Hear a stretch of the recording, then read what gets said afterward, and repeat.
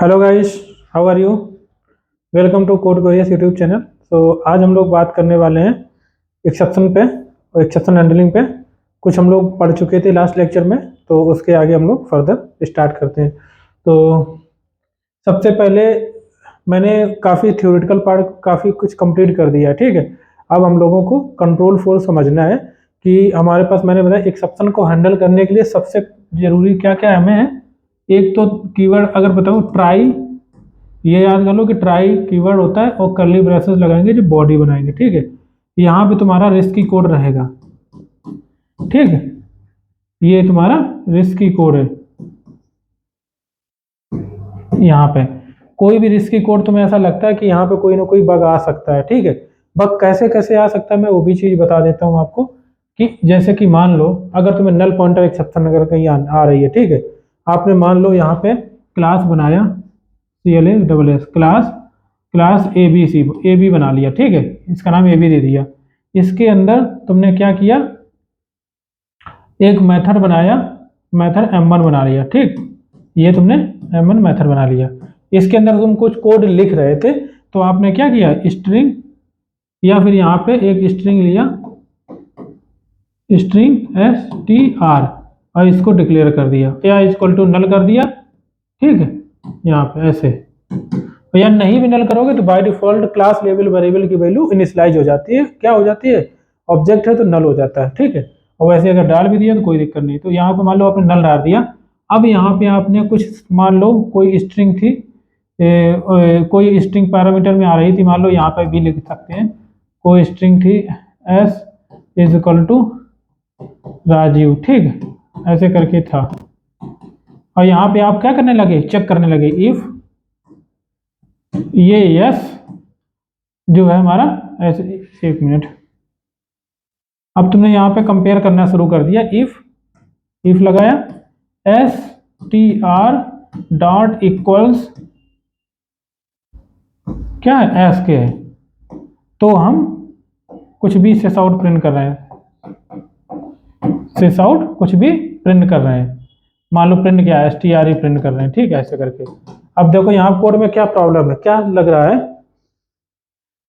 कि यार ये एस तुमने इनिशियलाइज ही नहीं किया, एस में नल डाल दिया, यहाँ पे ऑब्जेक्ट इसका क्रिएट ही नहीं किया। अगर उसका ऑब्जेक्ट नहीं क्रिएट किया है तो यहाँ पे उसको मिलेगा नल, नल डॉट। कभी भी अगर नल डॉट फिर मेथड का क्लास का मतलब कोई भी क्लास है उसका ऑब्जेक्ट अगर क्रिएट नहीं हो पाया, गलती से भूल गए और उस पर तुम मेथड कॉल करने लगे जबरदस्ती, तो फिर वो नल पॉइंटर एक्सेप्शन दे देगा, ठीक है। क्या दे देगा? नल पॉइंटर एक्सेप्शन दे देगा। तो ये कोड तुम्हारा क्या है, ये रिस्की कोड है तरीके के। अगर तुमने यहाँ पे ट्राई कैच लगा रखा होगा, ऐसे ट्राई और यहाँ पे कैच, ठीक, तो यहाँ पे एक्सेप्शन का नाम वेरिएबल और ऐसे करके यहाँ कुछ भी ई को प्रिंट करा रखा होगा, ई डॉट प्रिंट रिस्ट्रिक्टेड, ठीक।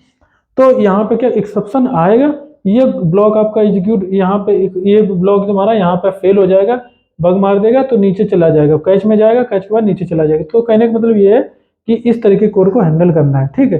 अब कहीं पे भी ये मालूम प्रॉब्लम, अभी तो आपको सामने यहाँ दिख रहा था स्ट्रिंग ए में राजू पड़ा हुआ है, यहाँ पे आपने डायरेक्ट जानबूझ के नल ऑब्जेक्ट नहीं बनाया।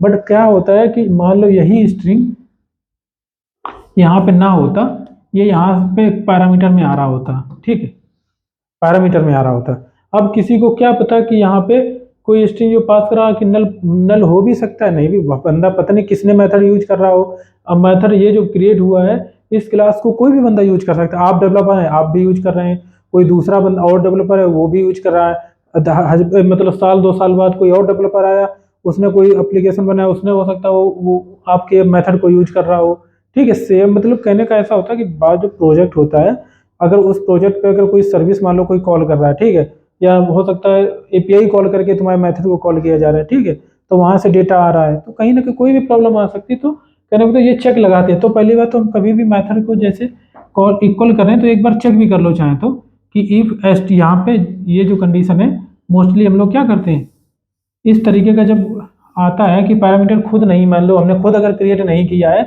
और फिर अगर पैरामीटर में कहीं कोई और पास कर रहा है, तो मोस्टली हम इस तरीके से कर देते हैं, if str not equal to null, ठीक। ये str क्योंकि हमारे पास इसका पूरा कंट्रोल नहीं है, ये कोई भी पास कर सकता है। कोई भी मेरा मेथड यूज कर रहा, पता नहीं किसने कौन गलती क्या कर दी, ठीक है।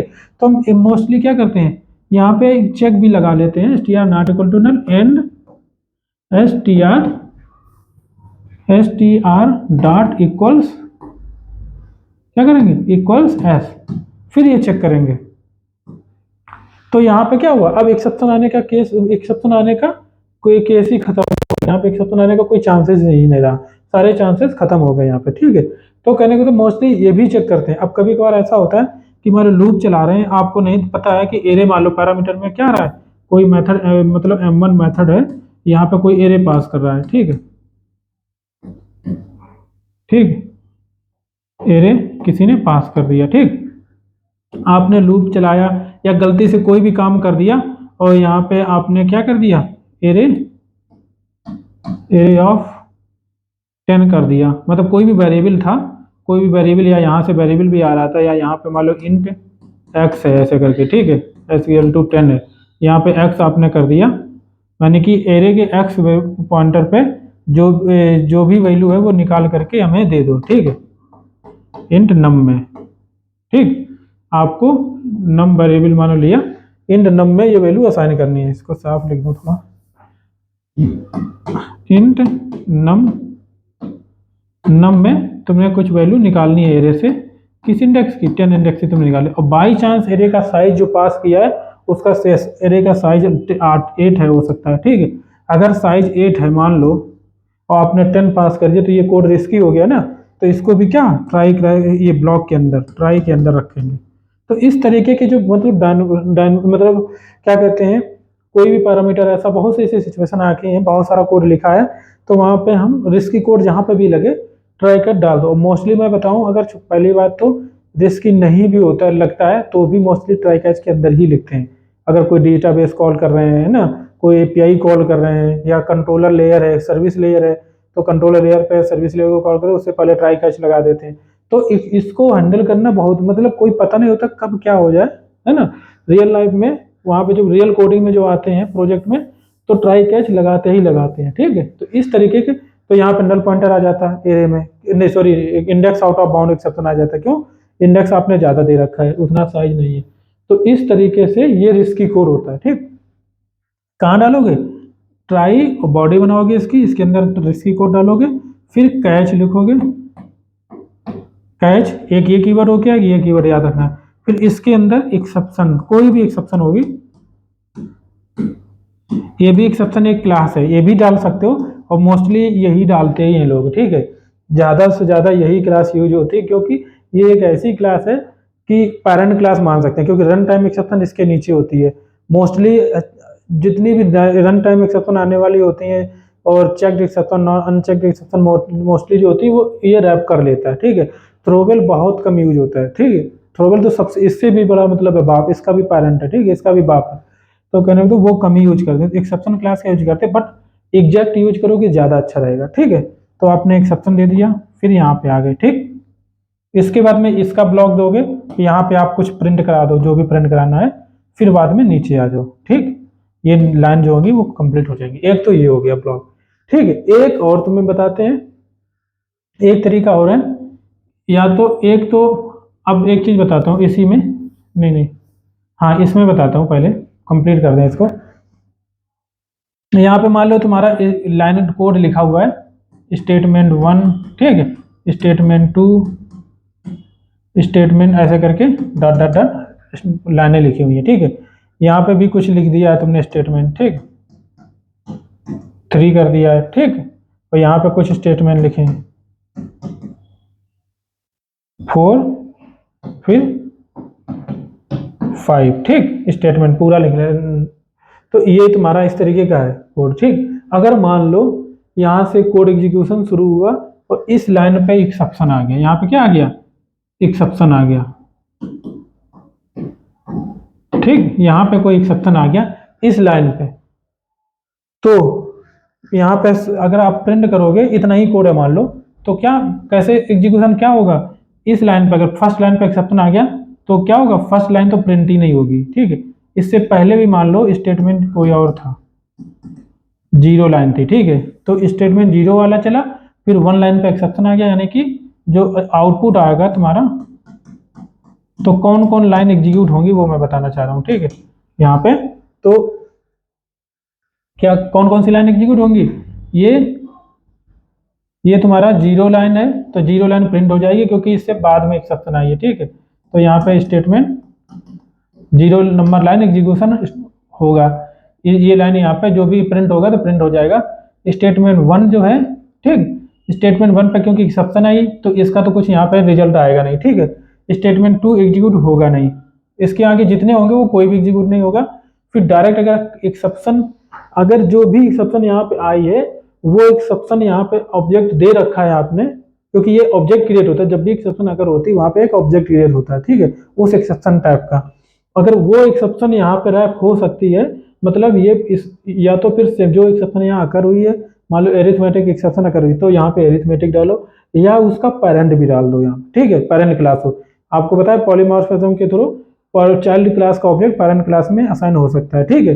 तो पेरेंट यहाँ डालो, तो पर मुझे पता है कि कोई भी एक्सेप्शन आएगी वो इससे छोटी होगी या इससे तो छोटी होगी क्योंकि ये सबका पेरेंट है, ठीक है।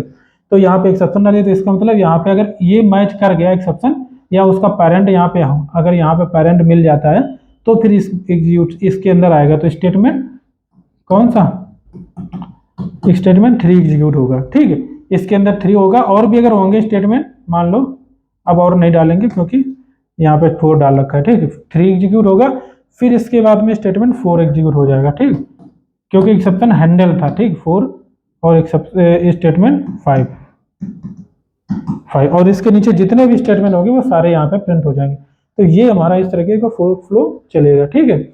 अगर एक का कैच हैंडल हो गया तो, और अगर एक्सेप्शन मैच नहीं हुई, यहाँ पे मान के चलो कि आपने कोई और एक्सेप्शन डाल रखा था, नल पॉइंटर, ठीक है, आपने अगर यहाँ पे नल पॉइंटर डाल रखा तो यहाँ पे एरिथमेटिक एक्सेप्शन आ गया, ठीक, तो यहाँ पे मैच नहीं होगा तो फिर क्या आएगा आउटपुट में मालूम, तो फिर सिर्फ स्टेटमेंट क्या एग्जीक्यूट होगा, स्टेटमेंट जीरो ही एग्जीक्यूट होगा, और कोई भी एग्जीक्यूट नहीं, ये भी नहीं एग्जीक्यूट होगा, ये भी नहीं होगा, क्योंकि ये मैच नहीं करेगा तो इसमें भी नहीं जाएगा, और इसके नीचे फिर कोई भी एग्जीक्यूट नहीं होगा, तो सिर्फ एक ही लाइन एग्जीक्यूट होगी, ठीक है।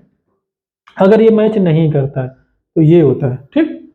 अब एक चीज और आती है बीच में, देखो आपको क्या करना है, एक तो ट्राई हो गया, ठीक है, फिर यहाँ पे स्टेटमेंट हो गया वन, स्टेटमेंट टू, थ्री, फिर आपने इसको और भी होंगे, कैच लगाया, कैच यहाँ पे आपने दिया नल पॉइंट, मान लो आपने दिया नल पॉइंटर एक्सेप्शन, ठीक, नल पॉइंटर एक्सेप्शन, ये किस कैटेगरी में आता है, नल पॉइंटर एक्सेप्शन, ये आता है अनचेक्ड एक्सेप्शन में। एक तो अनचेक्ड कह सकते हैं, दूसरा ये आता है, एक तो अनचेक्ड हो गया, दूसरा किसके अंदर आता है, किस क्लास के अंदर आता है, तो रन टाइम एक्सेप्शन जो क्लास है उसके अंदर आता है, ठीक है। और ये हमारा कैच ब्लॉक हो गया, यहाँ पे मान लो स्टेटमेंट फोर है, स्टेटमेंट फाइव है, और एक चीज और आता है फाइनली ब्लॉक, ठीक, यहाँ पे आप फाइनली भी लगा सकते हो, पूछा जा सकता है इंटरव्यू में क्वेश्चन, ठीक है। यहाँ पे स्टेटमेंट सिक्स है, स्टेटमेंट सेवन है, ठीक, कुछ भी ऐसा करके है, फिर इसके नीचे भी हो सकते हैं, फिर यहाँ पे इसके नीचे है स्टेटमेंट एट, फिर स्टेटमेंट नाइन, ठीक, इस तरीके का आपके पास पूरा एक पूरा कोड इस तरीके का लिखा हुआ है, ठीक। अब मैं थोड़ा फाइनली के बारे में बता दूं, फाइनली ब्लॉक एक ऐसा ब्लॉक होता है जो कि अगर कोई एक्सेप्शन आए, ठीक, यहाँ पे कोई एक्सेप्शन आए, कैच ब्लॉक में हैंडल हो या ना हो, ठीक, यहाँ पे कोई भी एक्सेप्शन मान लो, यहाँ पे कोई भी एक्सेप्शन आई, एग्जांपल में इस लाइन पे मान लो एक्सेप्शन आ गया नल पॉइंटर, ठीक, एक तो ये केस हो गया नल पॉइंटर, ऐसा करके यही सेम वाली एक्सेप्शन, तो एक्सेप्शन ये हैंडल हो जाएगी, इसमें एग्जीक्यूट होगा और फिर यहाँ पे भी एग्जीक्यूट हो गया, ठीक, यहाँ पे फाइनली में भी जाएगा, ठीक। और अगर मान लो आपको नल पॉइंटर की जगह यहाँ पे कोई और एक्सेप्शन आ गया, ठीक है, यहाँ पे कोई आयो एक्सेप्शन आ गया, ठीक, आयो एक्सेप्शन, जबकि आपको पता है आयो एक्सेप्शन जो है डायरेक्ट एक्सेप्शन क्लास के अंदर आता है, वो रन टाइम के अंदर नहीं आता है, ठीक है, रन टाइम एक्सेप्शन के अंदर नहीं आता है, तो इसका मतलब ये हैंडल नहीं कर पाएगा। अब इसका मतलब क्या हुआ, यहाँ पे क्या होगा, ये इस कैच ब्लॉक के अंदर नहीं आएगा, बट फाइनली ब्लॉक फिर भी एग्जीक्यूट होगा, मतलब फाइनली ब्लॉक ऑलवेज एग्जीक्यूट होता है, ऑलवेज, ठीक, कोई भी केस हो, एक्सेप्शन हैंडल हो या ना हो, तब भी एग्जीक्यूट होगा। और मतलब कहने का है कि एक्सेप्शन आप ये कैच ब्लॉक हैंडल कर पाए या ना कर पाए, फाइनली ब्लॉक एग्जीक्यूट होगा ही होगा, ठीक। यहाँ पे हम लिख भी देते हैं एग्जीक्यूशन फ्लो, ठीक, यहाँ पे हम आउटपुट देते हैं, पहला आउटपुट किस टाइप का देंगे, एक्सेप्शन गॉट हैंडल्ड, ठीक, बाय कैच, ठीक, इसको मैं थोड़ा लाइन कर देता हूँ। एक्सेप्शन अगर हैंडल हो जाती है, एक्सेप्शन जो है इस कैच के द्वारा अगर हैंडल हो जाती है, तो कंट्रोल फ्लो कैसे होगा, तब आउटपुट क्या आएगा, ठीक, उसके केस में आउटपुट बता रहा हूँ पहले, ठीक। तो पहले मान लो एक्सेप्शन कहाँ पे आती है, इस लाइन पे, स्टेटमेंट 2 पे, पहले एक चीज और आते हैं, यहाँ पे लिख देता हूँ यहीं पे,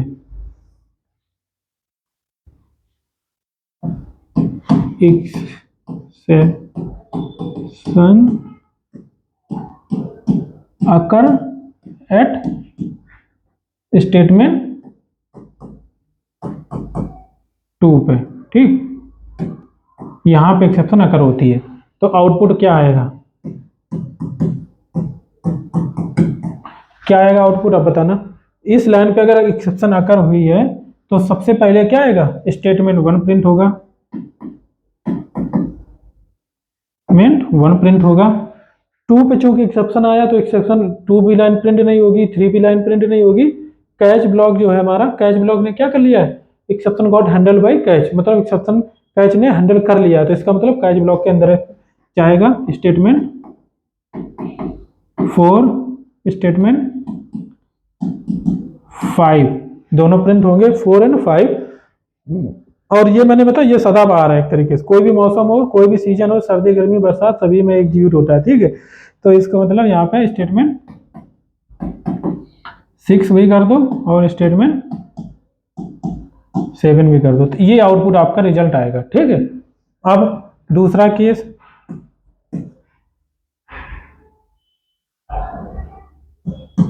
जो कैच ब्लॉक है, catch block could not handle exception, ठीक,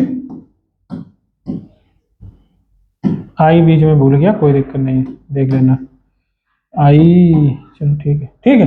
एक कैच ब्लॉक जो है एक्सेप्शन को हैंडल नहीं कर सका है, तब उस केस में क्या आएगा, पहले स्टेटमेंट 1 जो है वो तो एग्जीक्यूट होगा क्योंकि वहां पे एक्सेप्शन आया नहीं, ठीक है, और एक्सेप्शन हमारी वही 2 लाइन पे आया, ये भी लिख देते हैं दोबारा से, exception occur at statement 2 only, ठीक, यहाँ पे तो आउटपुट क्या आएगा, स्टेटमेंट आउटपुट, स्टेटमेंट 1 तो प्रिंट होगा, स्टेटमेंट 1 प्रिंट होगा, स्टेटमेंट 2 प्रिंट नहीं होगा, 3 भी नहीं होगा, क्योंकि कैच ने हैंडल नहीं कर पाया, तो 4 5 भी नहीं एग्जीक्यूट होगा, फिर क्या होगा, स्टेटमेंट 6 डायरेक्ट एग्जीक्यूट होगा, क्योंकि फाइनली सदाबहार है, बता दिया ना, स्टेटमेंट 6 और स्टेटमेंट 7, और फिर बाद में स्टेटमेंट 8 9 जो भी हैं वो भी प्रिंट होंगे, ठीक, 8 और 9, ठीक, 8 9 आपको ऐसे दिखा दे रहा हूँ, ठीक। ये हमारा एग्जीक्यूशन फ्लो होता है, बहुत इंपॉर्टेंट, इसको आप अगर समझ लोगे तो फिर कभी भी भटकोगे नहीं, इसमें प्रॉब्लम नहीं आएगी, ठीक है, कि कैसे एग्जीक्यूशन फ्लो कर चलता है। अब इसी में ही हम एक चीज और बता देता हूँ, अभी ये कंप्लीट हो चुका है, बार बार मैं सोच रहा हूँ इसको ना लिखना पड़े, है ना, जिसको नोट करना है वो कर भी सकता है। तो इसमें एक चीज मैं और बताता हूँ, अगर एक्सेप्शन मान लो कैच ब्लॉक में एक्सेप्शन अगर हो जाता है, ठीक है, तो इसमें एक लाइन और लिख देता हूँ, ठीक, यहाँ पे इसके नीचे लिखता हूँ, ठीक, थर्ड,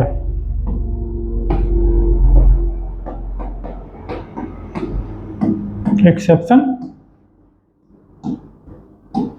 अकर एट स्टेटमेंट, किस स्टेटमेंट में, कैच वाले स्टेटमेंट, मान लो 4 लाइन पर प्रिंट एक्सेप्शन आ जाता है, स्टेटमेंट 4, ये, ठीक, मान लो 4 पे एक्सेप्शन आ जाता है, तो क्योंकि कैच में भी मान लो कोड लिखा है ना, कैच में भी कोई जरूरी हमेशा लॉग ही थोड़ी ना लगाते हैं, प्रिंट ही थोड़ी ना लगाते हैं, यहाँ पे और भी चीजें की जा सकती है ना, हो सकता है कुछ एक्सेप्शन आने पे कोई डिफॉल्ट रिस्पॉन्स प्रिंट कराना चाह रहे हो, रिटर्न करवाना चाह रहे हो, या कुछ इसमें एक्स्ट्रा ऐड करना चाह रहे हो, ठीक है, तो इस तरीके से अब कैसे एग्जीक्यूशन होगा, स्टेटमेंट 1 2 3 डायरेक्टली आउटपुट में प्रिंट जाएंगे, ठीक, आउटपुट में क्या जाएगा, स्टेटमेंट 1 प्रिंट करेगा, स्टेटमेंट 2 प्रिंट करेगा, स्टेटमेंट 3 भी प्रिंट करेगा।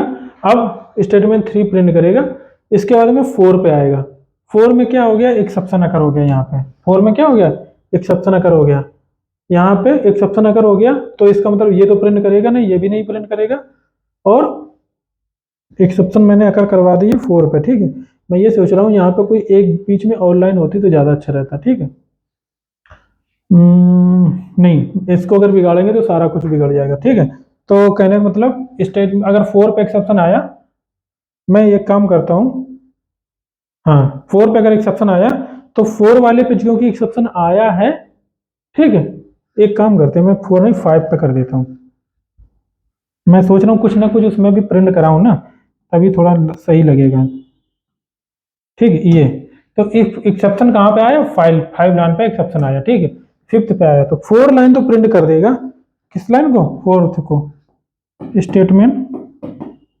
4 को प्रिंट कर देगा बट 5 को नहीं करेगा, क्यों, 4 को प्रिंट करने का 5 को प्रिंट नहीं करेगा क्योंकि यहाँ पे तो एक्सेप्शन आ चुका है ना, फिर इसके बाद में भी यहाँ पे भी अगर एक्सेप्शन आ जाता तो भी फाइनली एग्जीक्यूट करेगा, ठीक है, फाइनली सदाबहार है, ठीक, क्या करेगा, फाइनली एग्जीक्यूट करेगा, तो स्टेटमेंट 6 आ जाएगा, 6, और स्टेटमेंट 7 आ जाएगा, लेकिन अब इसके बाद में 8 और 9 प्रिंट नहीं होंगे, क्यों, क्योंकि एक्सेप्शन एक्चुअली कैच ब्लॉक के अंदर आ गया है, अब यहाँ पे तुमने दोबारा फिर, इसीलिए कहते हैं कि अगर कोई यहाँ पे भी अगर कोड लिखा है तो उसके अंदर भी ट्राई कैच लगाओ, ठीक है, वो भी मैं बताऊंगा कि नेक्स्टेड एक्सेप्शन को कैसे हैंडल करते हैं, ठीक, वो भी आगे मैं लिख दूंगा। तो कहने का मतलब अगर यहाँ पे एक्सेप्शन आ जाती है तो इसका मतलब इसके कैच ब्लॉक के अंदर आती है, तो यहाँ पे भी एक्सेप्शन अगर हैंडल नहीं है, अगर 2 लाइनें 3 लाइनें जो भी लिखो, अगर ज़्यादा लाइनें लिख रहे हो, कोड अगर कुछ भी ज़्यादा मॉडिफाई कर रहे हो, तो यहाँ पे भी ट्राई कैच फिर से लगाओ, ठीक है, तरीका ये होता है, बट अगर यहाँ पे एक्सेप्शन आ जाती है फाइनली एग्जीक्यूट हो जाएगा, बट 8 और 9 लाइनें प्रिंट नहीं होंगी, ठीक, फिर इसके बाद में स्टॉप, ब्रेक हो जाएगा, यहाँ ब्रेक कर देते हैं, ठीक, ऐसे लिख देता हूँ कुछ जैसे कि समझ में आए कि यहाँ से फिर ये प्रिंट नहीं होगा, यहाँ पे 8 और 9 हमने प्रिंट करा दिया है, यहाँ पे भी स्टेटमेंट क्या, यहाँ पे भी प्रिंट करा देते हैं, स्टेटमेंट 8 और 9 इसमें भी चलेंगे बट इसमें नहीं चलेंगे, ठीक है,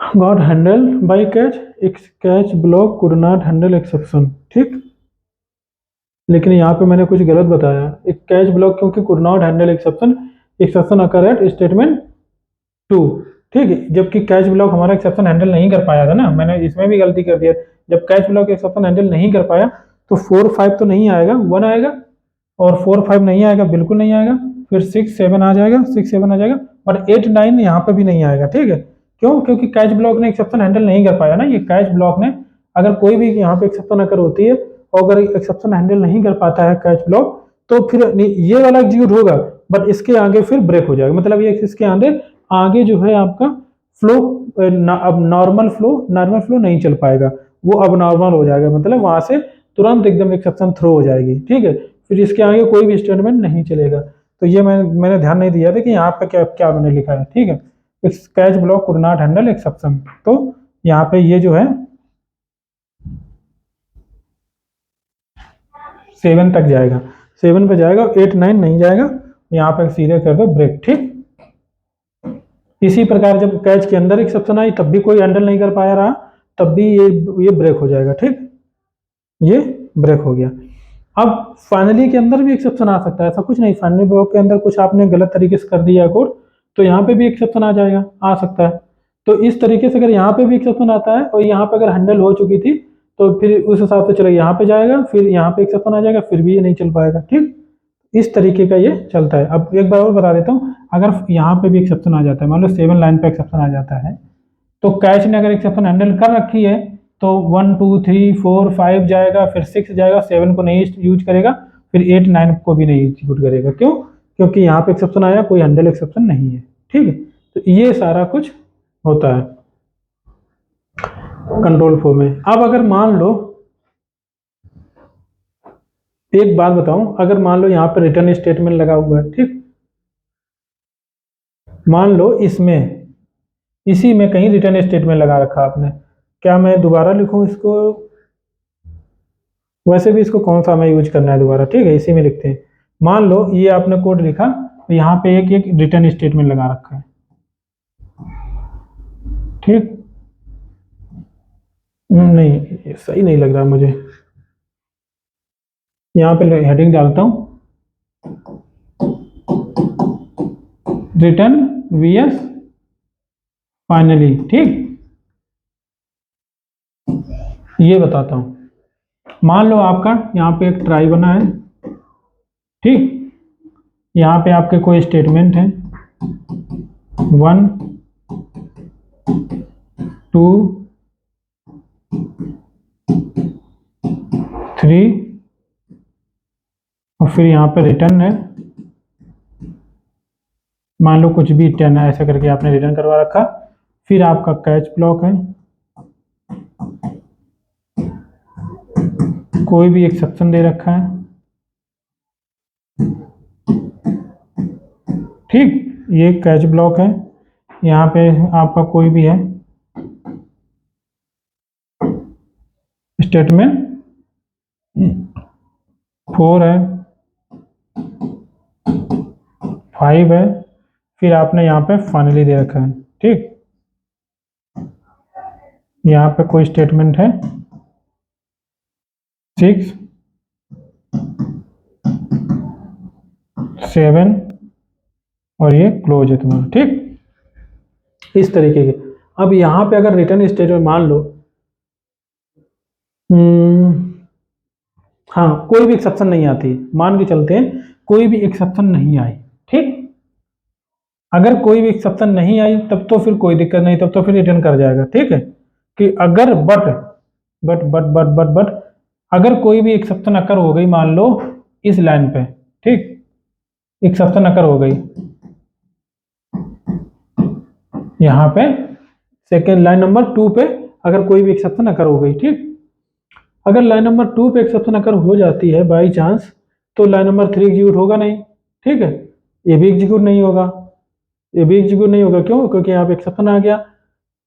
इसका मतलब क्या आएगा, फाइनली ब्लॉक में आएगा और ये 6 7 को एग्जीक्यूट करेगा, ठीक है। बट मान के चलो एक चीज और, मान लो ये स्टेटमेंट था, ये था, फिर यहाँ पे एक रिटर्न स्टेटमेंट लगा हुआ था, रिटर्न, ठीक है, ये कुछ भी आपने रिटर्न करवा रखा था। तो अब इसका मतलब यहाँ पे कोई एक्सेप्शन आई, इस कैच ब्लॉक ने एक्सेप्शन को हैंडल किया, ये एग्जीक्यूट हुआ, ये एग्जीक्यूट हुआ, फिर रिटर्न स्टेटमेंट भी एग्जीक्यूट होना चाहिए, तो रिटर्न हो जाना चाहिए था, बट ऐसा नहीं होगा। तब भी आपका फ्लो जो है स्टेटमेंट 6 और स्टेटमेंट 7 पे जाएगा, ठीक है। क्योंकि यहाँ पे ये वाला रिटर्न स्टेटमेंट इसलिए नहीं वर्क कर पाएगा क्योंकि एक्चुअली यहाँ पे तो एक्सेप्शन ही आ गया, इसके नीचे की जितनी भी लाइनें किसी काम की ही नहीं रही, ठीक। बट यहाँ पे तो हैंडल था, तो स्टेटमेंट 4 5 रिटर्न हो जाना चाहिए था, बट नहीं, फाइनली ब्लॉक फिर भी वर्क करेगा, फाइनली ब्लॉक क्योंकि सदाबहार है, ठीक है, मैंने बता दिया आपको। तो ये है। इसके बाद में और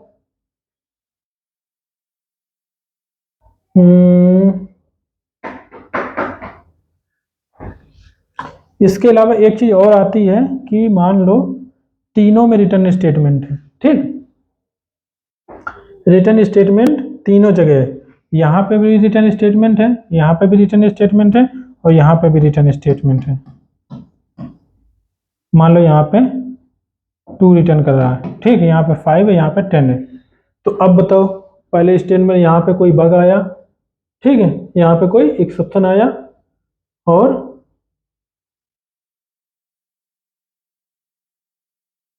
यहाँ पे कोई एक्सेप्शन आया। मान लो एक चीज मैं सोच रहा था कि अगर एक्सेप्शन नहीं आता है तो क्या हमारा हमारा ट्राई विद रिसोर्स, अच्छा यहाँ पे कोई रिसोर्स है, ठीक है, यहाँ पे कोई रिसोर्स है हमारा, मान लो फाइल हमने यहाँ पे रीड कर रखा है, फाइल को हमने रीड कर रखा है, और उनको हमें क्या करना है, रिसोर्स को क्लोज करना है, ठीक है। तो देखो फाइनली ब्लॉक का मोस्टली हम यूज किस लिए करते हैं वो भी मैं बता देता हूँ। फाइनली ब्लॉक का फाइनली ब्लॉक क्योंकि एग्जीक्यूशन तो मैंने बता दिया कि ऑलवेज एग्जीक्यूट होता है, ठीक है, लेकिन यूज क्यों करते हैं मोस्टली, देखो फाइनली ब्लॉक हम इसलिए यूज करते हैं क्योंकि फाइनली ब्लॉक मुझे पता है ऑलवेज एग्जीक्यूट होता है, ठीक है, सदाबहार है। तो इसमें यहाँ इस स्टेटमेंट में हो सकता है आप यहाँ पे कुछ ना कुछ क्या कहते हैं आईओ ऑपरेशन कर रहे हो, मतलब डेटाबेस ऑपरेशन हो, डेटाबेस से मान लो कनेक्शन आपने स्टेब्लिश कर रखा है, फाइल के लिए आपने किसी फाइल में भी डायरेक्टरी में कनेक्शन आपने स्टेब्लिश कर रखा है, ठीक है। तो उस कनेक्शंस को एक्चुअली क्लोज करना भी बहुत जरूरी होता है। अगर आपके मल्टीपल कनेक्शन ओपन बने रह जाते हैं, क्योंकि कनेक्ट जो डीबी कनेक्शन है या फाइल से कनेक्शन है वो सारे लिमिटेड होते हैं, और मेमोरी को अगर ऑब्जेक्ट ऐसे बहुत ज़्यादा बन जाएंगे, ठीक है, बहुत 50 हज़ारों कोई कोई एप्लीकेशन इतना ज़्यादा चलता है कि उसमें डेली के मतलब और लाखों कस्टमर आ जाते हैं, 1 लाख 2 लाख और 10 लाख मिलियंस में कस्टमर या करोड़ों में कस्टमर आ जाते हैं डेली में, तो ऐसे भी कह सकते हो। तो एप्लीकेशन के ऊपर डिपेंड करो, तो वहाँ पे अगर ऐसे रिसोर्स आपने डीबी कनेक्शन बना रखा, क्लोज नहीं किया, तो वो क्या होगा कि ऑब्जेक्ट क्रिएट बना रहेगा, ऐसे ही 1 करोड़ ऑब्जेक्ट्स क्रिएट हो जाएंगे, तो क्या होगा मेमोरी लीक की प्रॉब्लम आ जाती है, ठीक है। तो इसको हम इंश्योर करने के लिए कि कभी भी कोई भी प्रॉब्लम आए, अगर कोई एक्सेप्शन आए, मान लो यहाँ पे तुम्हारा एक्सेप्शन आ जाता है, यहाँ पे 3rd लाइन में आपने कनेक्शन को क्लोज कर रखा था ऐसे करके, कनेक्शन ऐसे करके ऑब्जेक्ट होता है एक्चुअली, मान लो कनेक्शन वेरिएबल है, कनेक्शन डॉट क्लोज, ये यहाँ पे मेथड कॉल कर रखा था। अगर यहाँ पे कोई एक्सेप्शन आ गई मान लो, तो फिर ये एग्जीक्यूट ही नहीं हो पाएगा ना, इसका मतलब जो फाइल ओपन किया था आपने यहाँ पे, वो यहाँ पे क्लोज ही नहीं हुआ, तो ओपन का ओपन ही बना रहा। इसी प्रकार 1 करोड़ कनेक्शन को ओपन बने रह सकते हैं, ठीक है। तो इसलिए हम लोग इनको क्लोज करने के लिए मोस्टली ब्लॉक फाइनली ब्लॉक का यूज करते हैं। क्यों? क्योंकि मैंने बता दिया है ना, एक फार्मूला आपको याद रखना है कि फाइनली ब्लॉक सदाबहार है, वो एग्जीक्यूट होगा चाहे एक्सेप्शन आए या ना आए, ठीक है।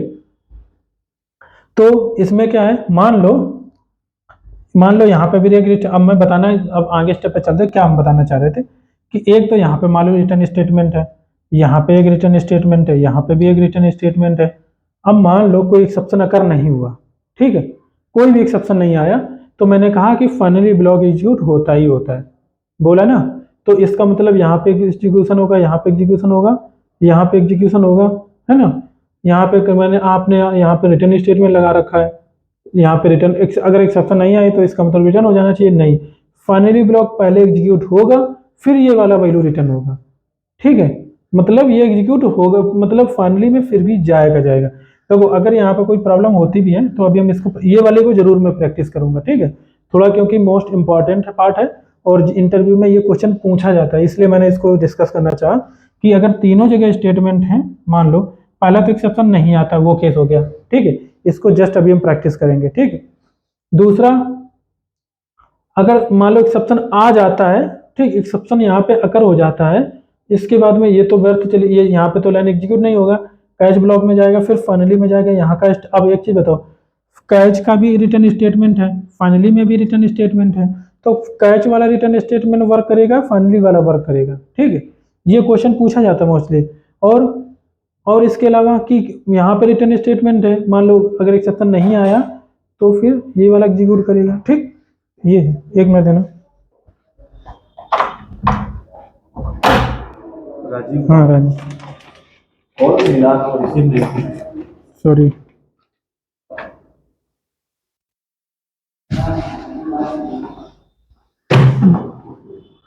अच्छा, बड़ा पैकेट नहीं था? बड़ा पैकेट मंगाया था ना मैंने, 1 लीटर 2 लीटर। अच्छा,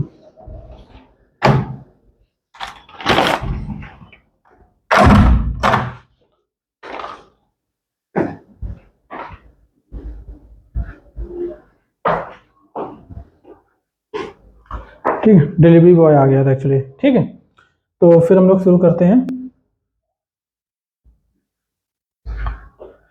हाँ तो हाँ, यहाँ पे हम लोग बात कर रहे थे, तो कहने का मतलब कोई भी कौन सा स्टेटमेंट, कौन सा रिटर्न स्टेटमेंट वर्क करेगा।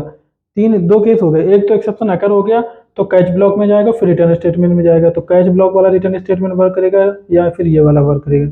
ठीक है, और इसके बाद में या फिर अगर एक्सेप्शन अकर नहीं हुआ तो तीनों यहाँ पे एग्जीक्यूशन फ्लो यहाँ पे जाएगा, कैच ब्लॉक तो नहीं जाएगा बट फाइनली में फिर भी जाएगा। तो ये वाला वर्क करेगा फिर, या फिर ये वाला वर्क करेगा। तो इसको हम अभी प्रैक्टिस कर लेते हैं, फिर आगे बढ़ते हैं। ठीक है, वैसे मेरे हिसाब से मुझे जो लगता है कि स्टेटमेंट 1, स्टेटमेंट 2, स्टेटमेंट 3 अगर एक्सेप्शन मान लो आ जाता है, ठीक है, तो फिर यहाँ पे ये जाएगा, कैश में जाएगा और फाइनली में जाएगा। ठीक है, और ये फाइनली वाला रिटर्नमेंट वर्क करेगा। अगर एक्सेप्शन नहीं आता है तो फिर यही वाला स्टेटमेंट रिटर्न करेगा, यही वाला रिटर्न जो है वो वर्क करेगा। ठीक है, तो इसको हम लोग पहले प्रैक्टिस कर लेते हैं, फिर आगे चलते हैं, फिर आगे पढ़ाते हैं, क्योंकि ये चीज़ कंफर्म करना जरूरी है और ये हम स्किप भी नहीं करना चाहते हैं। ठीक है, और होना भी नहीं चाहिए, मोस्ट इम्पॉर्टेंट है ये। इसी में एक फोल्डर हम बना लेते हैं, बना होगा ना ऑलरेडी, एक्सेप्शन मैंने पढ़ाया हुआ है लेक्चर। अच्छा, दिख तो नहीं रहा। अच्छा, इक्लिप्स में मैंने पढ़ाया, ठीक है। ठीक है,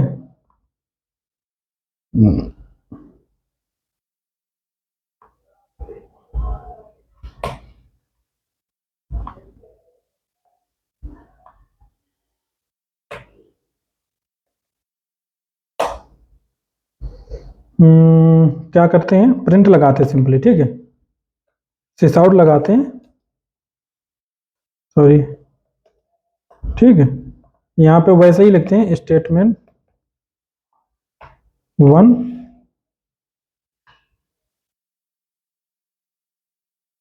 स्टेटमेंट ऐसे करके 4 स्टेटमेंट डाल देते हैं। ठीक, यहाँ पर 2, 3, 4। ठीक, इसके बाद में इन्हीं को हम कॉपी करते हैं और ट्राई, मैंने बोला ना ट्राई कैच लगाना बहुत ज़रूरी है। ठीक, इसके बाद फाइनली लगाएंगे, है ना। इसके अंदर हमने डाला 4 स्टेटमेंट, इसके अंदर हमने डाले 3 स्टेटमेंट, इसके अंदर 3 स्टेटमेंट डालेंगे, इसके अंदर भी 3 स्टेटमेंट डालेंगे और उनके नेम चेंज कर देंगे, 1 2 3 4। इसके बाद में ये 5 आ जाएगा, 6 आ जाएगा, 7 आ जाएगा, 8 आ जाएगा, 9 आ जाएगा और ये 10 आ जाएगा। ठीक,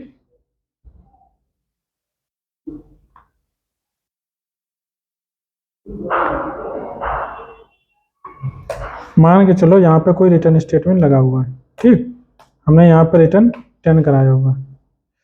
एक्चुअली ये मेथड हम एक काम करते हैं ना, इस पूरे ब्लॉक को एक मेथड बना लेते हैं। ठीक, M1 इस मेथड को कॉल करेंगे, इसको हम आसान कर लेते हैं इंट में। ठीक, इंट x,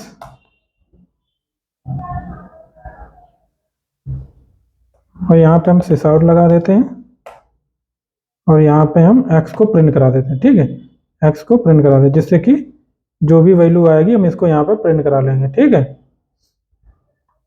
मेथड क्रिएट कर लिया हमने, अब सही है। ठीक, 10, यहाँ पे हमने 10 रिटर्न करवाया और यहाँ पे हमने क्या रिटर्न कराया, 5 रिटर्न कराया और यहाँ पे हम 2 रिटर्न करवा रहे हैं। ठीक, 2।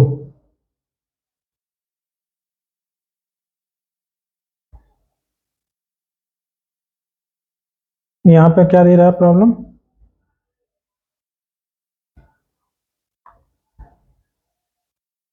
ठीक है, यहाँ पे ये हो गया। तो यहाँ पे देखो, यहाँ पे पहले हो तो ये पहले से सजेशन देने लगा, देख लो, final block does not complete normally, है ना। तो यहाँ पे मैंने क्या किया, ये मैंने पहले ऐसे, कोई भी बग अभी नहीं आ रहा, बग वाला कोई कोड लिखा ही नहीं है ना मैंने। तो यहाँ पे हम एक काम करते हैं, वैसे तो एक तरीका होता है एक्सेप्शन लाने का, सिंपली यहाँ पे हम थ्रो लगा देते हैं, बट थ्रो अभी मैंने पढ़ाया नहीं ना, इसलिए मैं इसको नहीं लगा रहा हूँ।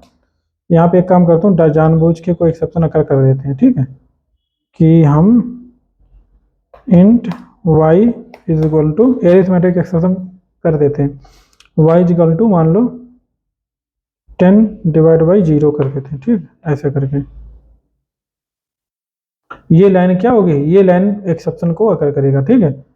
ये हमारा पूरा कोड है। स्टेटमेंट 1 हो गया, 2 हो गया, 3 हो गया, 4 हो गया, 5 6 7 8 9 10।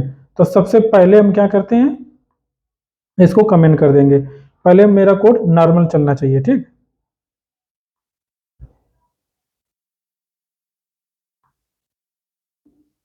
ठीक है। यहाँ से देखो, one line print, one line चला, 2 लाइन, 3 लाइन, 4 लाइन, 1 2 3 4 चला, 4 के बाद में 5 6 7 आया, 4 के बाद में कहाँ गया, 5 6 7 नहीं आएगा, क्यों, मैंने बताया ना, क्योंकि एक्सेप्शन कोई अगर ही नहीं किया है ना। एक्सेप्शन ब्लॉक तभी एग्जीक्यूट होगा ना जब एक्सेप्शन आएगा। 8 9 10, तो 8 9 फाइनल ब्लॉक सदाबहार वो तो एग्जीक्यूट होगा। देखो मैंने जो बोला था आपको यहाँ पे कि ये जो हमारा है, कहने का मतलब यहाँ मैंने बोला था कि ये अगर कोई भी एक्सेप्शन यहाँ पे नहीं आता है तो कैश ब्लॉक में नहीं जाएगा और फनी ब्लॉक में जाएगा, ठीक है। तो फनी ब्लॉक एग्जीक्यूट हुआ है और देखो लॉग में भी आ रहा है, ठीक। नंबर 1 तो ये बात होगी क्लियर, कि अगर कोई भी एक्सेप्शन नहीं आता है फिर भी कैश ब्लॉक तो एग्जीक्यूट नहीं होगा, बट फाइनली हमेशा ही एग्जीक्यूट होगा। नंबर 2, एक्सेप्शन चूंकि नहीं आया है तो ये एक रिटर्न स्टेटमेंट था, यहाँ पे ये वाला तो एग्जीक्यूट ही नहीं हुआ ब्लॉक, इसको तो छोड़ ही दो, क्योंकि इसका तो कोई कम यहाँ पे फाइटिंग में कोई भी मतलब फाइटिंग का कोई केस ही नहीं रहा, ठीक है। ये फाइट ही नहीं करे, मतलब ये दौड़ में हिस्सा ही नहीं ले रहा, ये कह सकते हो, ठीक है। It is not, he is not participating in any execution flow, ठीक है। तो ये हमारा क्या है, ये पार्टिसिपेट नहीं कर रहा है क्योंकि एक्सेप्शन आया ही नहीं हमारा कोई। इसके बाद में क्या हुआ कि ये एक रिटर्न स्टेटमेंट वर्क कर रहा है, एक ये वर्क कर रहा है, ठीक है। तो मैंने जो बोला था, मुझे लग रहा था कि ये वाला देखो यहाँ पे ये वाला रिटर्न फ्लो नहीं वर्क कर रहा, देख रहे हो, मतलब ये रिटर्न फ्लो, ये वाला जो रिटर्न स्टेटमेंट है, ये वाला रिटर्न स्टेटमेंट को इस वाले रिटर्न स्टेटमेंट ने हरा दिया एक तरीके से, ये कह सकते हो, ठीक है। क्योंकि यहाँ पे जो वैल्यू रिटर्न हुई है, क्या हुई है, ये 2। देखो कभी कभार कोई भी कंफ्यूजन में आ सकता है, मतलब ये चीज यहाँ पे बिल्कुल क्लियर करके याद रखना कि अगर रिटर्न स्टेटमेंट ट्राई के अंदर रिटर्न स्टेटमेंट है और फाइनली के अंदर भी रिटर्न स्टेटमेंट है, तो फाइनली वाला ही रिटर्न स्टेटमेंट वर्क करेगा, ठीक है। ये चीज हमेशा याद रखना। और मुझे भी देखो, मैं भी क्लियर नहीं था उस समय, लेकिन ये क्योंकि हमेशा ये चीज़ें यूज नहीं होती है ना, इसलिए तो ये चीज़ हो गया। और दूसरा मैंने बोला था कि अगर एक्सेप्शन अकर हो जाता है वो केस, ठीक है, मेरा जो टारगेट है कि कुछ भी छूटना नहीं चाहिए, आपको सारी चीज़ें मुझे पढ़ानी है, आपको कहीं कोचिंग करने की ज़रूरत ही ना पड़े, ठीक है। कोई भी कोचिंग किसी को करने की ज़रूरत नहीं है, सारी चीज़ें हम बता देंगे, इतनी बता देंगे, कोई सारी चीज़ें बताएगा भी नहीं। और बताने का जो तरीका भी है ना, वो स्टेप बाय स्टेप हर चीज़ हम बताते हैं यहाँ पे, ठीक है। ऐसा कोई, बहुत से लोग कोचिंग में पैसे लेकर के पढ़ाते हैं, फिर भी सब इस तरीके से आपको मतलब टीचिंग सुविधा नहीं मिलेगी।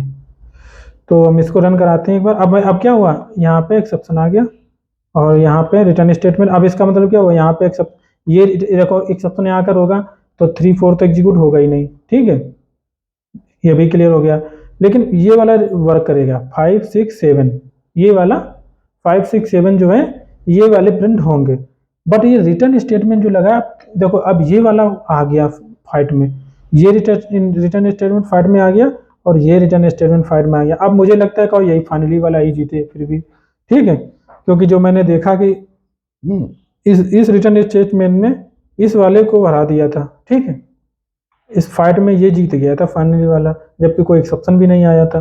वैसे तो क्या है, मोस्ट वैसे देखा जाए तो यही वाला रिटर्न स्टेटमेंट वर्क करना चाहिए था ना, क्योंकि लॉजिकली अगर देखा जाए कि यहाँ पे जो कोड लिखा है वो कोड एक्चुअली यहाँ उसी का कंक्लूजन है, ये रिटर्न स्टेटमेंट है ना, जबकि यहाँ पे कोई रिटर्न स्टेटमेंट का ज़्यादा मतलब बनता नहीं है, बट वैल्यू एक्चुअली यहीं से रिटर्न करेगा, ठीक है।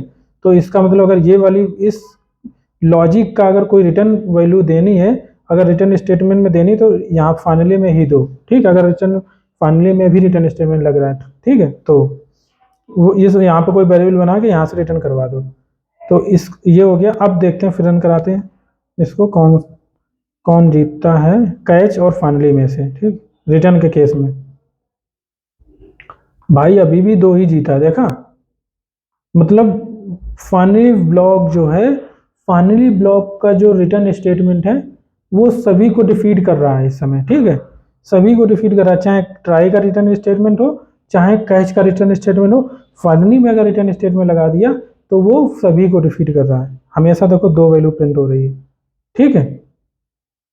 इसका आगे पढ़ते हैं। और मैं क्या, अब एक चीज बताऊं, फाइनली ब्लॉक कब मतलब एग्जीक्यूट नहीं होगा, मतलब कब ऐसा समय आएगा अगर हमें एग्जीक्यूट नहीं कराना है किसी के तरीके से फाइनली ब्लॉक को, फिर हम उस केस में क्या कर सकते हैं। तो हम यहाँ पे एक काम कर सकते हैं रिटर्न स्टेटमेंट में, अगर आप कोई रिटर्न स्टेटमेंट नहीं है मान लो, क्योंकि रिटर्न स्टेटमेंट अगर कर दो, अगर रिटर्न स्टेटमेंट नहीं है मान लो, ठीक है, उस केस में ही वर्क करेगा ना, अगर रिटर्न स्टेटमेंट है तो फिर एग्जिट नहीं करेगा। तो यहाँ पे सिस्टम डॉट एग्जिट होता है, डॉट एग्जिट मेथड होता है, और यहाँ पे नॉर्मल 0 पास कर दो, ठीक है, पॉजिटिव वैल्यू बताता है कि नॉर्मल एग्जिट है तुम्हारा, ठीक है। यहाँ पे अब रन कराते हैं दोबारा से, 1 मिनट, सिस्टम डॉट एग्जिट किया है,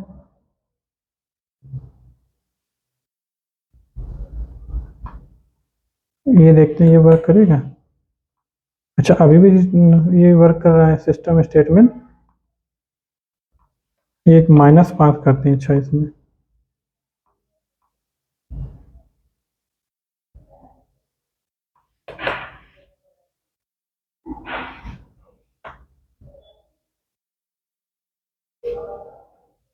एक मिनट, कुछ तो मुझे लग रहा है दाल में खाना।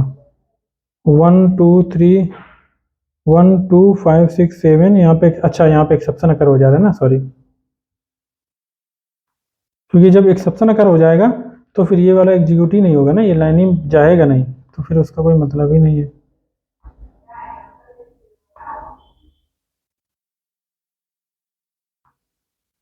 वन टू थ्री फोर, देखा, 1 2 3 4, अब यहाँ पे कोई भी एग्जीक्यूट नहीं किया, ठीक है।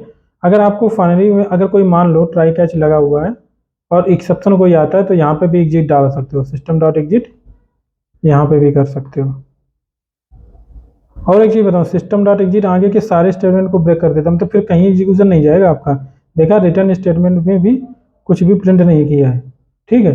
सिस्टम एग्जिट जो है वो पूरे सिस्टम को एक तरीके से बाहर कर देता है, रनिंग जो जो फ्लो है, एग्जीक्यूशन फ्लो है, उससे कम्प्लीटली बाहर कर देता है। यहाँ पे देखो ये भी वाला, इसके नीचे ये भी, ये जो मेथड कॉल हुआ तो इसके नीचे एक्स जो प्रिंट कराया वो भी नहीं एग्जीक्यूट हुआ है, और इसके आगे हम कुछ और भी कर देते ना, वाई वाई वाई कुछ भी प्रिंट करो तो ये भी लाइन प्रिंट नहीं करेगा, क्योंकि वो उस फ्लो से ही उसने एग्जिट कर दिया, बाहर कर दिया आपको, ठीक है। अगर हम यहाँ पे पॉजिटिव वैल्यू देते हैं मान लो, तो भी ठीक है। तो ये रहा हमारा एक्सेप्शन हैंडलिंग में प्रैक्टिस का। तभी ये देखो सजेशन भी दे रहा था, पहले से ही सजेशन दे रहा, finally block does not complete normally, ठीक है, क्योंकि इसको पता है कि आपने यहाँ पे रिटर्न स्टेटमेंट लगा रखा है, ठीक है।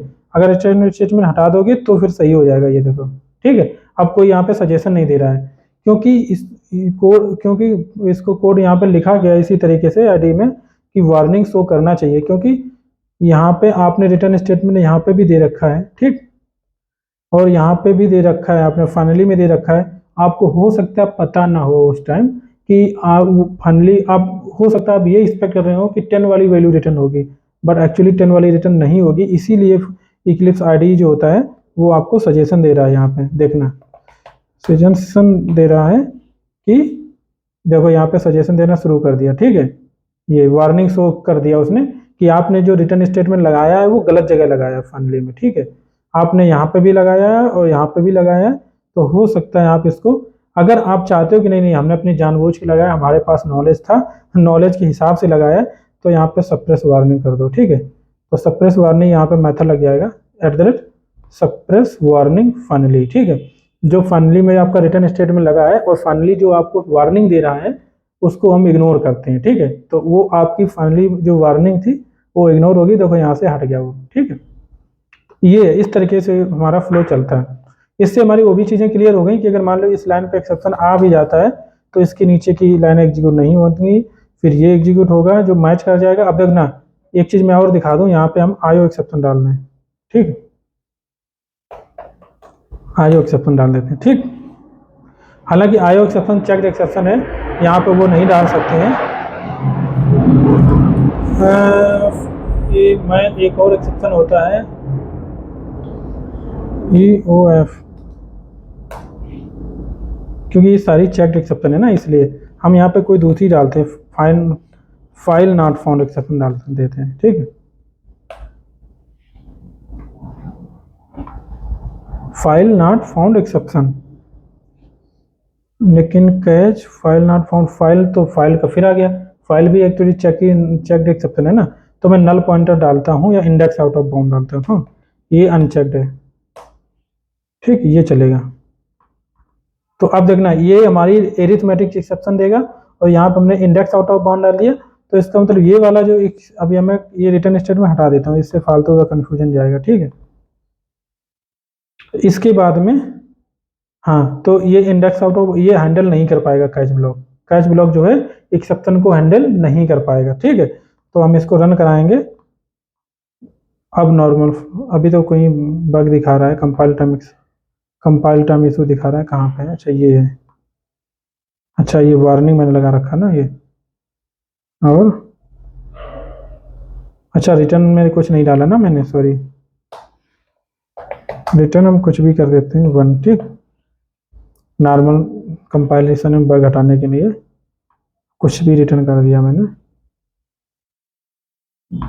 देखो यहाँ पे जब भी पहले लाइन कौन सी प्रिंट हुआ 4 तक, तो देखो यहाँ पे लाइन 1 2 तो जाएगा, 1 2 चला गया, फिर कैच में जाएगा, तो कैच में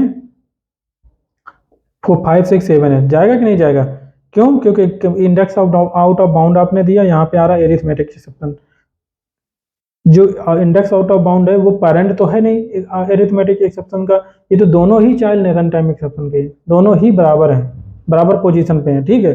तो वो एक दूसरे को कैसे हैंडल कर सकते हैं, ठीक है। तो इसलिए इसमें 5 6 7 इग्नोर कर दिया, और ये फाइनली में तो जाएगा ही जाएगा, देखो ये तो सताबार है 8 9 10, तो 8 9 10 ये एग्जीक्यूट हुआ, एक्सेप्शन थ्रो कर दिया, फिर इसके आगे कुछ भी एग्जीक्यूट नहीं हुआ, ठीक, अब नॉर्मल हो गया, ठीक है। यहाँ पे अगर कोई लाइन डालना भी चाहो तो भी नहीं वर्क करेगा, ठीक।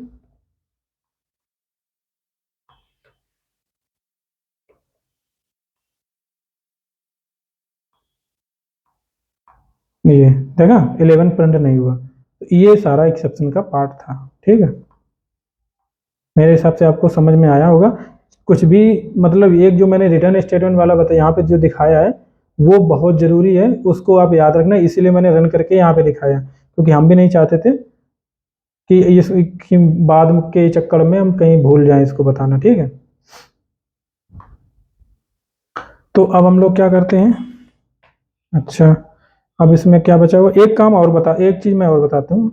देखो एक्सेप्शन जो है हमारी मल्टी, आप नेक्स्टेड ब्लॉक भी और बता देता हूँ। देखो मान लो आपने एक ट्राई बनाया, कैच बनाया, फाइनली बनाया, ठीक है, ये आपका स्टैंडर्ड हो गया।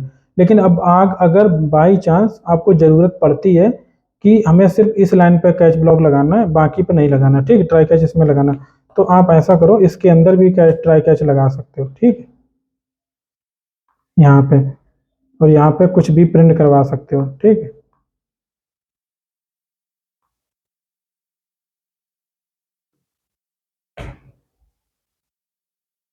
ऐसे करके, ठीक।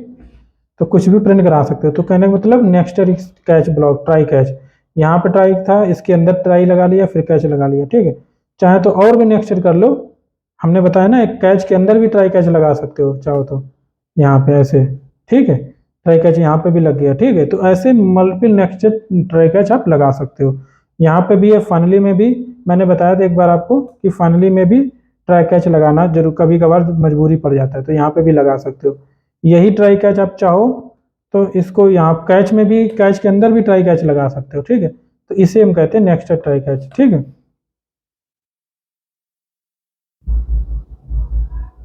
यहाँ पे E1 कर दो कुछ भी ऐसे करके, ठीक, क्योंकि ई है उसके अंदर भी हम दोबारा डाल रहे थे, ठीक। तो ये इस तरीके से आप कर सकते हो। तो ये हमारा हो गया पार्ट नेक्स्टेड वाला। अब एक चीज बताता हूँ,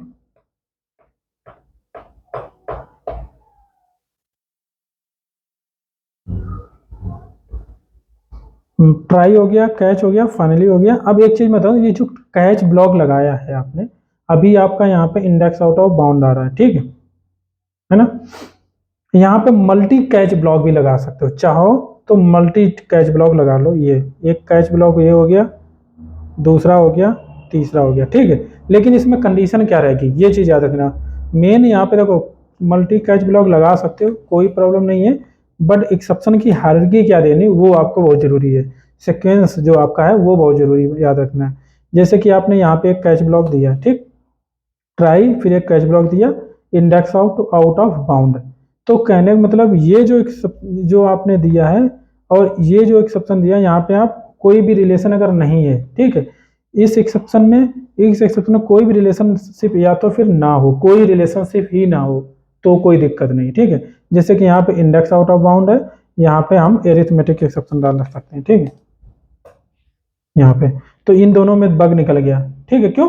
क्योंकि इसमें और इसमें कोई रिलेशनशिप, ये अपने अलग रास्ता बताता है, ये अपना अलग रास्ता बताता है, ठीक। ये अगर मान लो यहाँ पे मैंने इंट मान लो y is equal to 10 divide by 0 कर दिया, ठीक है। तो ये कौन सा एक्सेप्शन मारेगा, एरिथमेटिक एक्सेप्शन मारेगा, और यहाँ पे एरिथमेटिक एक्सेप्शन मारेगा, ये वाला ब्लॉक हैंडल कर लेगा, ये वाला ब्लॉक हैंडल कर लेगा, बट ये वाला हैंडल नहीं कर पाएगा। कोई बात नहीं, अब हो सकता है आपके पास दो तरीके के कोड हो, यहाँ पे ऐसा भी कहीं कर रहे हो आप, ठीक है। मान लो आपके पास ऐसा भी हो कोई कोड, एरे भी हो कोई, मान लो ऐसे 2 1 2 3, 3 एलिमेंट की कोई एरे हो, और आप यहाँ पे ऐसे करो एरे एरे और 4 ऐसे की वैल्यू निकालो और इंट जेड में डाल दो। आपने ये कर रखा हो तो ये तो देखो, जबकि यहाँ पे साइज किया है 3 है, और मैक्सिमम तो 3, मैक्सिमम इंडेक्स तो 2 ही तक जाएगी, आप तो इंडेक्स 4 यहाँ यूज कर रहे हो, तो इसका मतलब इंडेक्स आउट ऑफ बाउंड जा रहा है। तो इस टाइप का अगर कोई बग आएगा तो ये वाला हैंडल कर लेगा, और इस टाइप का कोई बग आएगा तो ये वाला हैंडल कर लेगा, दूसरा वाला। अब नीचे एक और भी लगा सकते हो, अगर कोई हैंडल नहीं कर पाता है तो इन सभी का पेरेंट लगा सकते हो, ये। या तो फिर कोई रिलेशनशिप ना हो, जैसा कि ये केस है, या तो फिर इन जो ऊपर की एक्सेप्शंस आपने हैंडल की हैं और उसके तो जो सबसे नीचे है वो उसका सभी का पेरेंट है, मतलब जो भी ऊपर एक्सेप्शंस आपने हैंडल कैच ब्लॉक लगा रखे हैं, एक्सेप्शन के ऑब्जेक्ट दे रखे हैं, उसके उन सभी का पेरेंट आप उसके नीचे डिक्लेयर कर सकते हो, कोई दिक्कत नहीं। बट ऐसा नहीं कर सकते हो कि आपने ऊपर पेरेंट दे दिया, ठीक, और उसके नीचे एक चाइल्ड दे रहे हो, कोई भी एक्सेप्शन रन टाइम मान लो, रन टाइम एक्सेप्शन। क्यों? अब यहाँ पे देखो रन टाइम, क्योंकि रन एक्सेप्शन सबसे बड़ा है और रन टाइम एक्सेप्शन एक्सेप्शन से छोटा है, ठीक है, एक्सेप्शन के अंदर आता है रन टाइम एक्सेप्शन। तो आप बताओ, जब ये आपने सबसे बड़ा ऊपर बड़ा डब्बा डाल रखा है, तो छोटे डब्बे तक पानी पहुंचने की जरूरत ही नहीं पड़ेगी। मान लो कहीं ऊपर से कोई पानी फैला रहा है, ठीक है, और ऊपर आप नीचे सब ऊपर 2 मंजिल से 4 मंजिल से कोई पानी फैला रहा है, ठीक है, और 2 मंजिल पे आपने बहुत बड़ा पूरा टंकी लगा रखी है, कम से कम 1000 लीटर की, और अब नीचे दो आप गिलास लेके खड़े हो, वहां पे पानी आएगा कि नहीं आएगा बताओ। आप नीचे ग्राउंड फ्लोर पे खड़े हो गिलास लिए, है ना, कि 4 मंजिल से पानी गिरेगा आपको मिल जाएगा, नहीं मिलेगा ना, क्योंकि आपको दूसरे मंजिल पे किसी ने बहुत बड़ी टंकी लगा रखी है, वो पूरा पानी उसी में समेट ले रहा है, पानी बचेगा नहीं तो गिलास में आएगा कहाँ से। तो आपको गिलास लगाने की कोई मतलब ही नहीं बनता है। इससे अच्छा ये था ऊपर गिलास लगाते हो, ग्राउंड फ्लोर में टंकी रख देते, गिलास से पानी फैलता तो नीचे आ जाता है, वो टंकी में भर जाता है। तो ये तरीका होता है एक्सेप्शन को हैंडल करने का, ठीक है। तो यहाँ पे आप चाहें, अब यहाँ पे कोई भी यहाँ पे डालना तो थ्रोवेल डाल सकते हो। सबसे बड़ा कौन सा है, एक्सेप्शन से भी बड़ा कौन बाप है, थ्रोवेल है, ठीक है। यहाँ पे ये तो एक्सेप्शन से भी बड़ा भी बाप है थ्रोवेल, तो इस ये हर किसी का बाप होता है ना कहीं, ठीक है। तो ये है, चलो ये भी चीज कवर हो गई। एक चीज मैं और बता दूं कि अगर मान लो एक्सेप्शन को आप हैंडल करना है, एक तरीका और होता है कि मान लो ये जो एक्सेप्शन है, मान लो इंडेक्स आउट ऑफ बाउंड है और एरिथमेटिक एक्सेप्शन, इन दोनों में कोई रिलेशनशिप नहीं है, ठीक है। तो आप अगर इस टाइप की कोई केस आता है, इन दोनों को एक ही कैच ब्लॉक में भी डाल सकते हो चाहो तो, ठीक है। एक ही कैच ब्लॉक में यहाँ पे सिर्फ जरूर क्या करना पड़ेगा, ये पाइपलाइन डालनी पड़ेगी, उसके आगे आप डाल सकते हो। लेकिन देखो यहाँ पे मैंने डाल दिया, कोई कंपाइल टाइम बग नहीं आया, ठीक है। तो कहने का मतलब ये है कि कैच ब्लॉक जो आपका है, इस कैच ब्लॉक में मल्टीपल एक्सेप्शंस को एक साथ हैंडल कर सकते हैं। क्योंकि देखो कभी कभार ऐसा होता है कि अगर एरिथमेटिक एक्सेप्शन आए या कोई इंडेक्स आउट ऑफ बाउंड आए, तो उन सभी का कॉमन मैसेज हमें देना है, ठीक है। कॉमन मैसेज कि कोई भी एक्सेप्शन इज कमिंग समथिंग, कोई कॉमन मैसेज आपको देना है, ठीक है। तो ये जो, तो उस केस में आप कर सकते हो कि एक ने एक्सेप्शन का नाम दिया इंडेक्स आउट ऑफ बाउंड, फिर आप यहाँ पे पाइपलाइन डाल दिया, फिर आपने यहाँ पे फिर इसको हम सीक्वेंस सेपरेटर भी बोलते हैं, ठीक है। तो इसको सेपरेटर एक डाल दिया और बीच में तुमने अरिथमेटिक एक्सेप्शन डाल दिया, और यहाँ पे ई एक ही वेरिएबल रहेगा, दो वेरिएबल नहीं रहेंगे, दो एक्सेप्शन इसका मतलब दो वेरिएबल नहीं, दोनों के वेरिएबल एक ही रहेगा। आप ई को जब प्रिंट कराओगे, जिस टाइप की एक्सेप्शन आएगी उसी का ऑब्जेक्ट प्रिंट करा देगा, ठीक है। तो ये तरीका होता है। अब यहाँ पे भी आप ऐसा नहीं कर सकते हो, यहाँ पे इंडेक्स आउट ऑफ बाउंड डाला और दूसरे में आपने एक्सेप्शन डाल दिया, ठीक है। तो इसका मतलब गलत हो गया ना, क्योंकि इन दोनों में रिलेशनशिप है कि ये पेरेंट है ये चाइल्ड है, पेरेंट चाइल्ड का यहाँ पे रिलेशनशिप है। तो ऐसा नहीं होना चाहिए कि कोई भी रिलेशनशिप नहीं, तो अगर दो एक्सेप्शन यहाँ डाल रहे हो तो दोनों में कोई भी रिलेशनशिप नहीं होनी चाहिए, अगर है तो फिर वर्क नहीं करेगा, ठीक है। ये एक हो गया पार्ट हमारा। एक चीज और होता है ट्राई विद रिसोर्स, ठीक है। तो ट्राई विद रिसोर्स में क्या होता है कि ट्राई आपने दिया यहाँ पे, इसको एक मेथड की तरीके से यूज करो, ठीक है।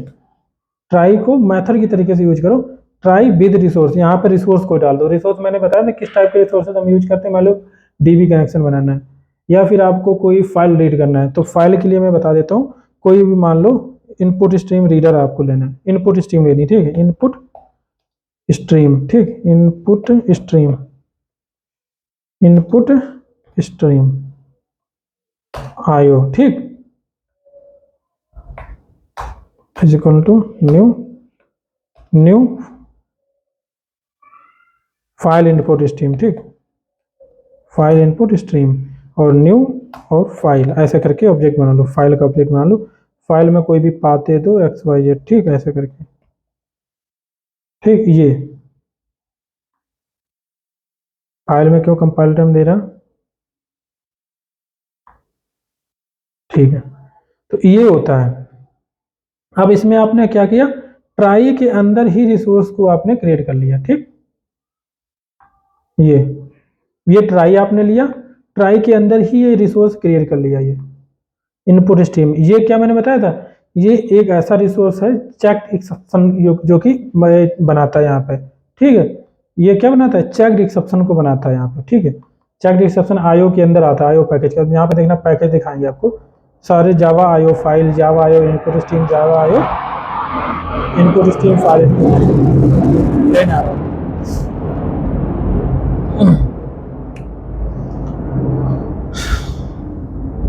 तो जावा आईओ पैकेज का है ना, तो आईओ एक्सेप्शन एक्चुअली यहाँ पे क्रिएट करता है। तो कहने में इस टाइप का जो भी शब्द हो, यहाँ पे अभी आईओ एक्सेप्शन कहीं पे हैंडल नहीं किया, बट यहाँ पे आपने सबसे बाप डाल रखा है, थ्रोवेल डाल रखा है और यहाँ पे एक्सेप्शन डाल रखा है, थ्रोवेल दोनों हैंडल कर रखा है, यानी कि वो हैंडल हो जाएगा ऑटोमेटिक, ठीक है। और यहाँ पे एक्सेप्शन हैंडल करना ही पड़ेगा, बिना एक्सेप्शन हैंडल किए तो, मतलब ये वर्क ही नहीं करता है, ठीक है। तो ये इनपुट स्ट्रीम हो गया, फाइल इनपुट स्ट्रीम हो गया। अब यहाँ पे फायदा क्या, मतलब ऐसे देखो, इसी चीज को हम ऐसे भी कर सकते थे, इसको हटा लो, है ना, इसको हम नीचे भी लिख सकते थे, सेम लिख दिया ना, कोई प्रॉब्लम, कोई बग नहीं, कोई कंपाइल टाइम इशू नहीं है। फिर हमने ऐसा क्यों किया, मतलब ऐसा कम जावा ने ओरेकल ने मान लो ऐसा क्यों निकाला तरीका कि आपको ट्राई विद रिसोर्स यूज करना चाहिए, ठीक है। यहाँ पे यही नहीं, यहाँ पे मल्टीपल यूज कर सकते हो, जैसे कि हमने फाइल को अलग भी बना सकते थे आप चाहते तो। फाइल को यहाँ पे देखो, ये फाइल का मैंने यहाँ पे यूज किया ना, तो यहाँ पे फाइल डाल दो वेरिएबल, और यहाँ पे एक और एक्सेप्शन क्रिएट कर दो, मतलब ऑब्जेक्ट क्रिएट कर लो मल्टीपल, ठीक है। यहाँ पे FILE file file is equal to, ये देखा, यहाँ पे मैंने क्या किया, फाइल एक क्रिएट किया। अब इसमें फाइल मैंने क्या किया, file is equal to new file, ये किया। एक्चुअली इसमें सेपरेटर क्या लगता है मुझे याद नहीं आ रहा, कि कॉमा तो लग नहीं रहा, कॉमा तो बग दिखा रहा है, देख दो क्या सीक्वेंस सेपरेटर लगता है इसमें भी, नहीं लगता है। सेमी कॉलन मैं जब दे रहा हूँ तो यहाँ पे बग दिखा रहा, does not implement Java language auto closable, अच्छा हाँ। देखो यहाँ पे मुझे लगता है, यहाँ पे क्यों दिखा रहा है, क्योंकि ऑटो क्लोजेबल नहीं है, बिल्कुल सही है, मतलब सही है, ऐसा कुछ नहीं, प्रॉब्लम कोई नहीं है। बट यहाँ पे क्या है कि यहाँ पे हम अगर ऐसा करते हैं, यहाँ पे मैंने इनपुट स्ट्रीम यूज किया है, यहाँ पे वो किया है, तो कोई कम्बिनेशन बनाता हूँ, इससे क्लियर हो जाए ना आपको भी कि दो चीज़ें हम कैसे यूज करते हैं। फाइल को हमने यहाँ पे न्यू फाइल ही देना है, ठीक, कोई भी पाथ दे देना है, फाइल का पाथ जहाँ पे फोल्डर का नाम, मान लो सी ड्राइव के अंदर है तो C double colon slash slash slash, यानी कि कुछ भी है, मान लो फोल्डर ही कर देते हैं, ठीक है, ऐसे करके ये हटा दो, ऐसे पाथ दे दिया। फिर हमने जो आईओ स्ट्रीम लिया है, तो हम एक काम करते हैं, इसी स्ट्रीम को हम यूज करते हैं किसमें, इनपुट स्ट्रीम को हम यूज करते हैं फाइल बफर इनपुट स्ट्रीम, अगर लें view double buffer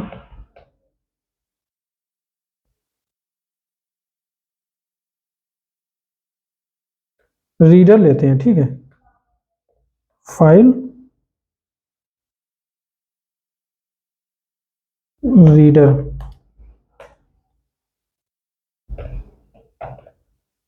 is equal to new नहीं, पर न्यू फाइल रीडर तो फाइल ही लेता है ना, फाइल रीडर तो फाइल लेता है, मैं ऐसा कुछ सोच रहा था। या फिर हम बफर इनपुट स्ट्रीम करते हैं, BU double F buffer input stream, अगर हम इसको ऐसे करें तो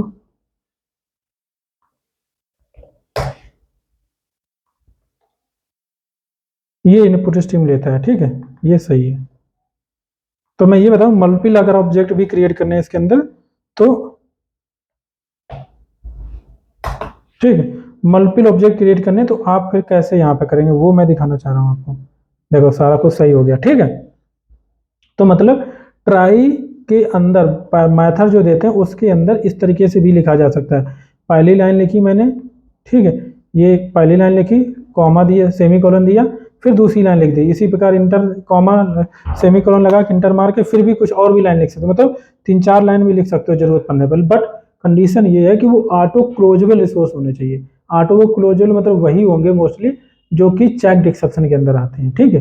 तो चेक्ड एक्सेप्शन के अंदर जो आते हैं उन्हीं को आप यहाँ पे यूज कर सकते हो। तो वो क्या होगा कि आपको यहाँ पे मतलब मैनुअली क्लोज नहीं करना पड़ेगा। मैंने बोला ना, कोई भी हम क्लोज फाइल से रिलेटेड वर्क करते हैं, कोई भी कनेक्शन से रिलेटेड वर्क करते हैं, तो वहाँ पे उस कनेक्शन को क्लोज करना बहुत जरूरी होता है, जिससे कि हमारा ये क्या कहते हैं कि रिसोर्स क्लोज हो जाएंगे, मेमोरी कंज्यूम नहीं होगी, ठीक है, ज़्यादा।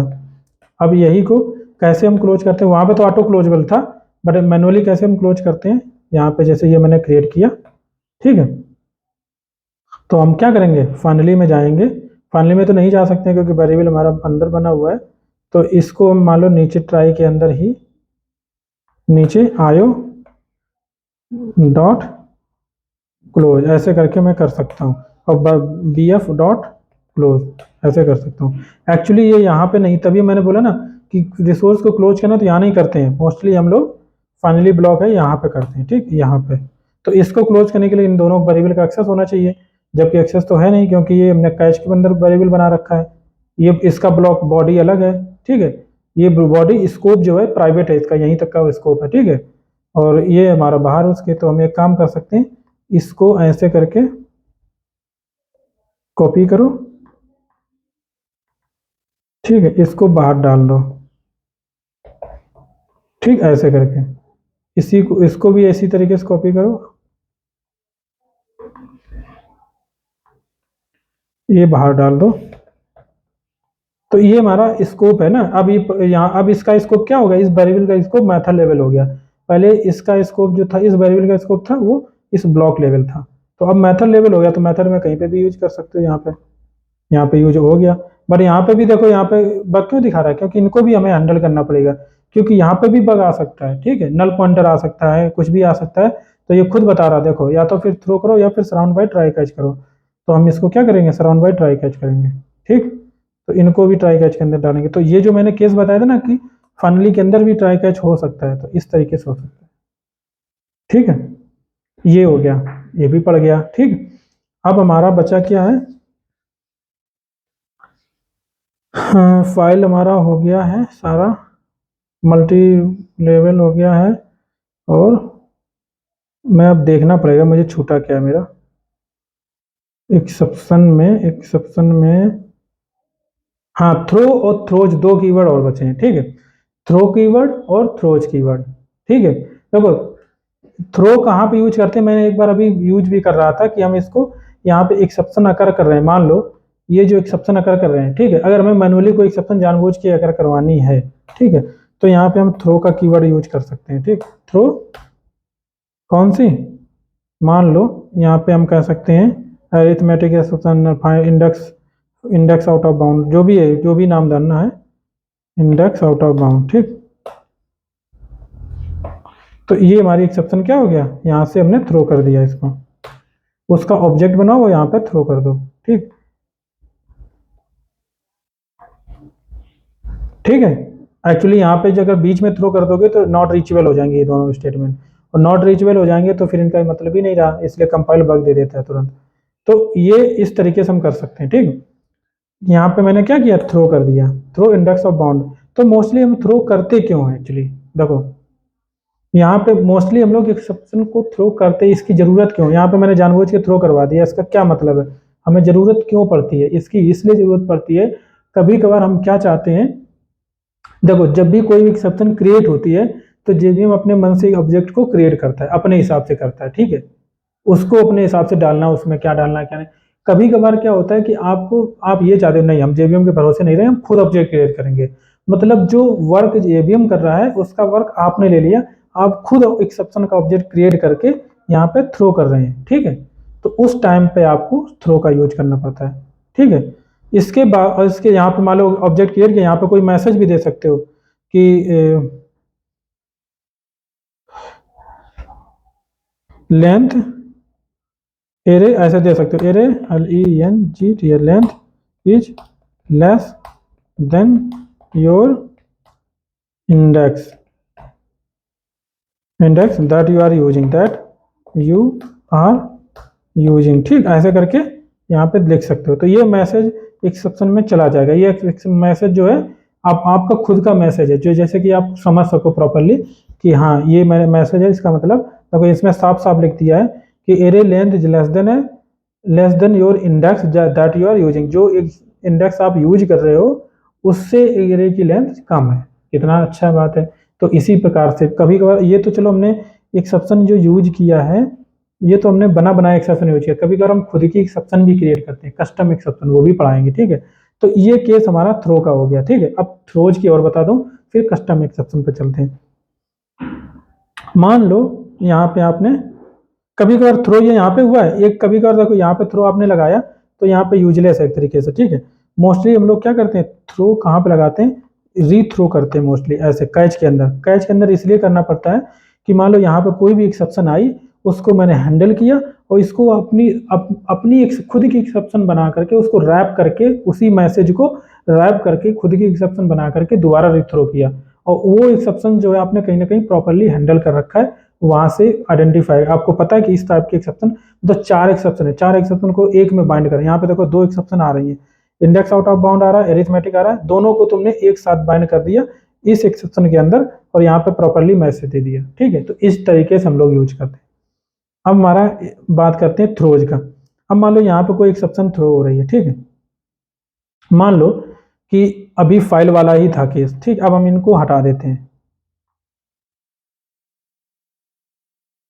देखो ट्राई के साथ एक चीज मैं और चलते चलते बताता चलूं, देखो ट्राई जो है ओनली का ट्राई लगाओगे तो आपको प्रॉब्लम आएगा, ठीक है, बट ट्राई के साथ आप फाइनली लगा सकते हो, कैच को हटा भी सकते हो, ठीक है, इस तरीके देखो, ठीक है, ये ट्राई के साथ फाइनली लगा लो, कोई दिक्कत नहीं है, ठीक है।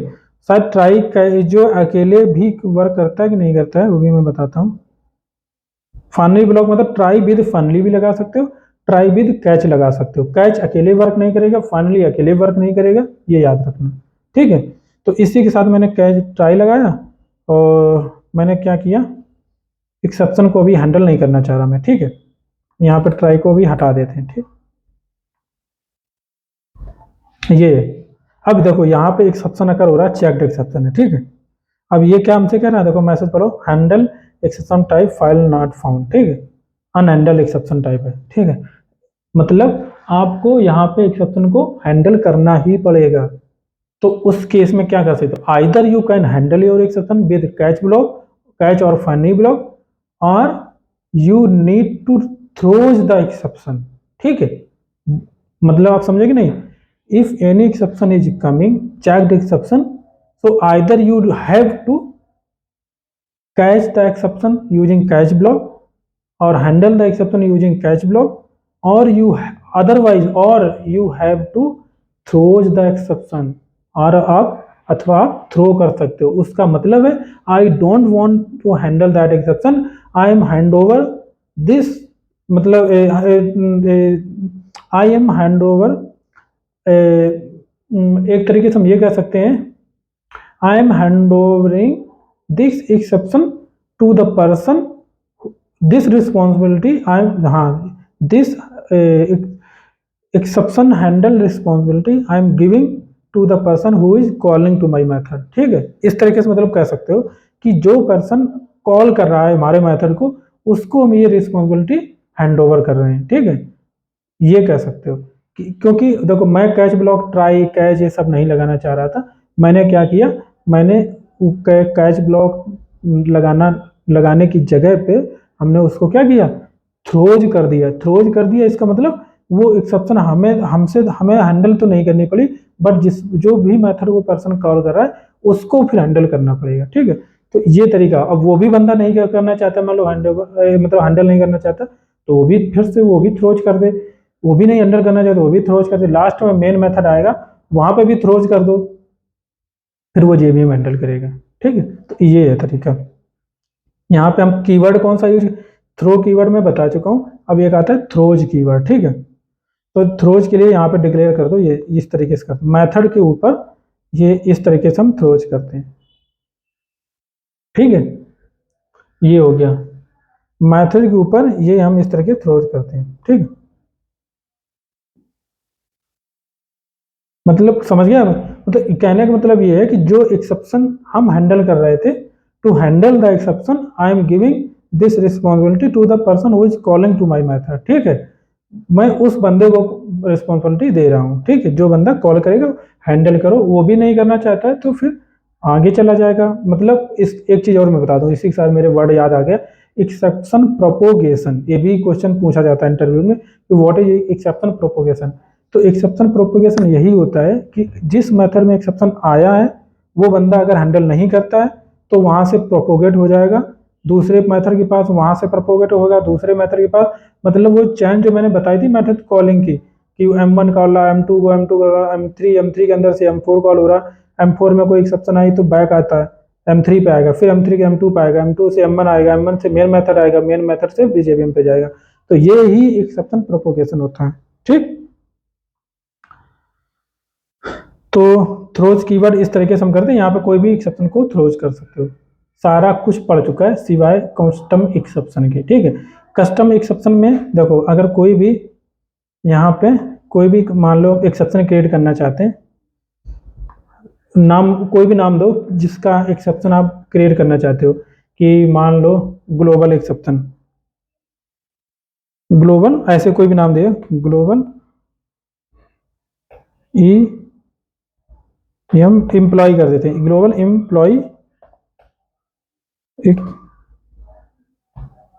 एक्सेप्शन, मतलब एम्प्लॉय से रिलेटेड, एम्प्लॉय वाला जो भी फ्लो होगा, एम्प्लॉय कंट्रोलर होगा, उससे रिलेटेड कोई भी एक्सेप्शन आती है तो उसको हम ग्लोबल हैंडल, इसी सारी एक्सेप्शन को इसी टाइप के एक्सेप्शन में हम रैप कर देंगे, ठीक है। तो हम इस तरीके से बनाते हैं। क्लास बना लिया, ये क्लास का नाम हो गया। यहाँ पे देखो, जब भी एक्सेप्शन बनाओगे तो कस्टम एक्सेप्शन भी चेक्ड बॉक्स क्रिएट करनी है, या पार्शियल चेक्ड क्रिएट करनी है, या आपको या फिर अनचेक्ड एक्सेप्शन क्रिएट करना है, ये भी इसमें भी होता है, ठीक है। तो हमारे पास अगर हम यहाँ पे एक्सटेंड कर रहे हैं रन टाइम एक्सेप्शन को, ठीक है, रन टाइम एक्सेप्शन को, तो किस टाइप की एक्सेप्शन आपकी कस्टम एक्सेप्शन क्रिएट होगी, अनचेक्ड होगी, क्योंकि run time exception unchecked exception होता है, ठीक है। तो यहाँ पे आपको क्या करना होगा, एक्चुअली यहाँ पे आपको कंस्ट्रक्टर क्रिएट करना होगा, ठीक, ऐसे, और यहाँ पे सुपर को कॉल करना होगा, सुपर कंस्ट्रक्टर को कॉल करना होगा ऐसे। यहाँ पे आप मैसेज भी दे सकते हो,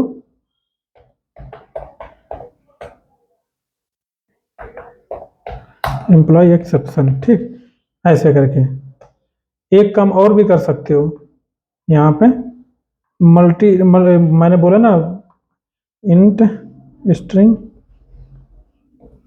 स्ट्रिंग नेम, ठीक, ओवरलोडेड कंस्ट्रक्टर मैंने बोला ना, ये ओवरलोडेड कंस्ट्रक्टर। तो यहाँ पे एक्सेप्शन का नाम ऐसे करके अपेंड भी करवा सकते हो ऐसे, ठीक। इस तरीके से हम एक्सेप्शन क्रिएट करते हैं।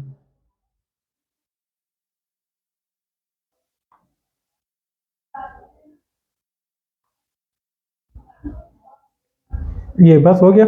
अब मान लो कहीं वहां पे एक्सेप्शन आ रहा था, तो कंट्रोल जेड, सॉरी, इस जगह पे एक्सेप्शन आ रहा था, ठीक है, मुझे थ्रो करना था कहीं एक्सेप्शन, कहाँ पे, हाँ, मान लो ये एक्सेप्शन था, इसको मैं हटा देता हूँ, ठीक। एक्चुअली मुझे क्या करना था, एक काम करता हूँ, क्योंकि मैं पार्शियल चेक्ड एक्सेप्शन क्रिएट करता हूँ जिससे कि वो भी ये भी हैंडल कर ले, ठीक है। तो यहाँ पे हम एक्सेप्शन देते हैं, यहाँ पे रन टाइम एक्सेप्शन नहीं देते हैं, एक्सेप्शन देते हैं, क्योंकि मेरा केस क्या है, यहाँ पे अनचेक्ड एक्सेप्शन भी आ रहा है ना, आईओ वाला, आईओ वाला ब्लॉक क्या है, चेक्ड एक्सेप्शन का पार्ट है, तो चेक्ड एक्सेप्शन को अनचेक्ड वाला तो हैंडल कर ही नहीं पाएगा ना।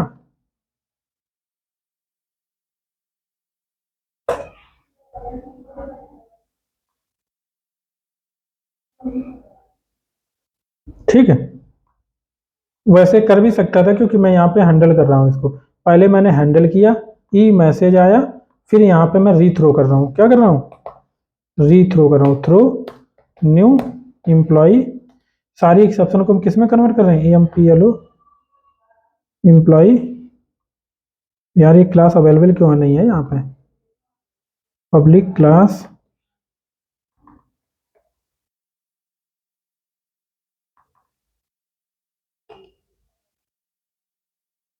हाँ ये वाला देता हूँ, ठीक।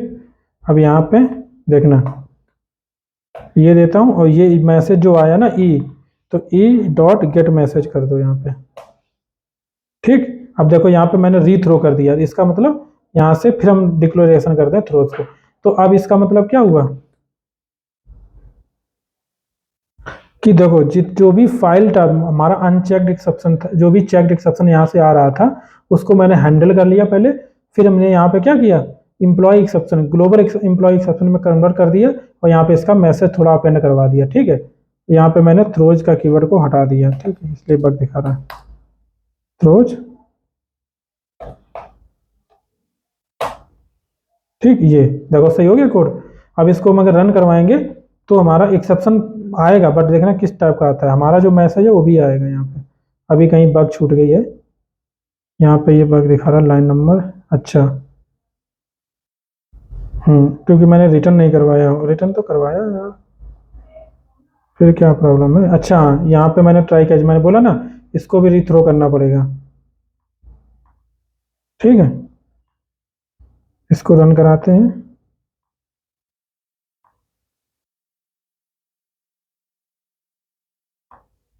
देखो यहाँ पे क्या है, exception in thread man ORG exception global exception, देख रहे हो, ग्लोबल एम्प्लॉय एक्सेप्शन आया।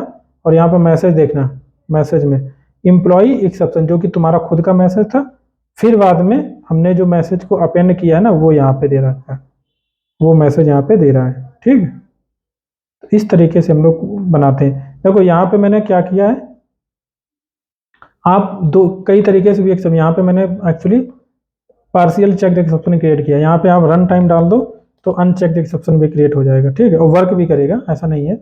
मैंने मैं डायरेक्ट हैंडल नहीं करना चाह रहा था, बट हैंडल करके हमने किया ना।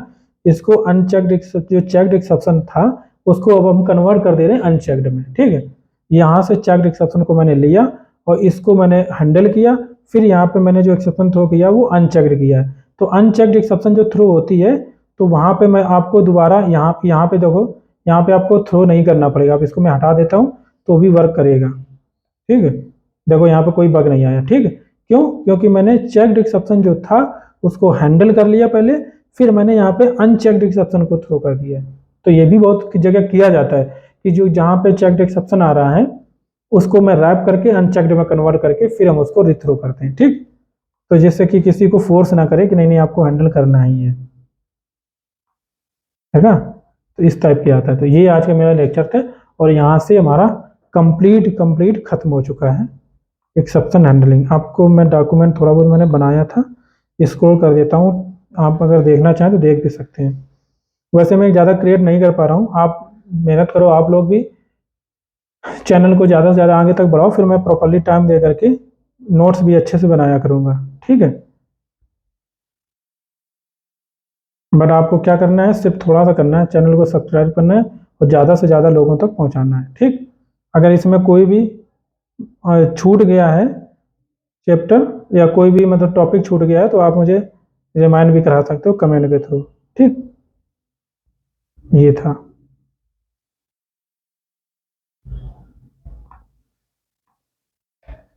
आज तो मैंने ध्यान ही नहीं दिया, देख टाइम टाइम ज़्यादा हो गया। क्योंकि मिलते हैं फिर नेक्स्ट लेक्चर में, आप चैनल को सब्सक्राइब करें और दूसरों को भी करवाएं, और मिलते हैं नेक्स्ट लेक्चर में। अब हमारा एक्सेप्शन के बाद में शायद देखता हूँ, वैसे मल्टी थ्रेडिंग आना चाहिए इसके बाद, टॉपिक मल्टी थ्रेडिंग पढ़ेंगे, इसके बाद में हम लोग जेनरिक पढ़ेंगे और थोड़ा बहुत। ठीक है, फिर कलेक्शन पे जाएंगे। जेनिक में ज़्यादा नहीं, एक एक लेक्चर देना होगा केवल। ठीक है, एक लेक्चर में कंप्लीट हो जाएगा। और इनर क्लासेस का भी एक चैप्टर लेंगे, बट धीरे धीरे लेंगे, पहले कलेक्शन पे जाएंगे। मल्टी थ्रेडिंग या मल्टी थ्रेडिंग को एक से स्किप कर देते हैं, पहले कलेक्शन पे चलते हैं। ठीक है, कोई दिक्कत नहीं आएगी क्योंकि डिपेंडेंसी कोई है नहीं। ठीक है, जो हमारा मल्टी थ्रेडिंग है और उस कलेक्शन की कोई भी डिपेंडेंसी नहीं है आपस में, इजीली पढ़ सकते हो, कोई दिक्कत नहीं। वो अलग फ्रेमवर्क एक तरीके से मॉड्यूल है और कलेक्शन का अलग मॉड्यूल है, इनमें कोई डिपेंडेंसी नहीं है। चाहे पहले कलेक्शन पढ़ो चाहे पहले एक्सेप्शन हैंडलिंग पढ़ो। ठीक है, तो हम लोग कलेक्शन पहले पढ़ेंगे, सॉरी, चाहे पहले कलेक्शन पढ़ो चाहे मल्टी थ्रेडिंग पढ़ो, तो कलेक्शन हम पहले पढ़ेंगे हम लोग। लेकिन कलेक्शन में कुछ चीज़ें आ जाती हैं एक्चुअली सिंक्रोनाइज अनसिंक्रोनाइज की, तो इसलिए हम मल्टी थ्रेडिंग ही पढ़ना चाहिए मुझे। ठीक, मिलते हैं फिर नेक्स्ट लेक्चर में। Thank you.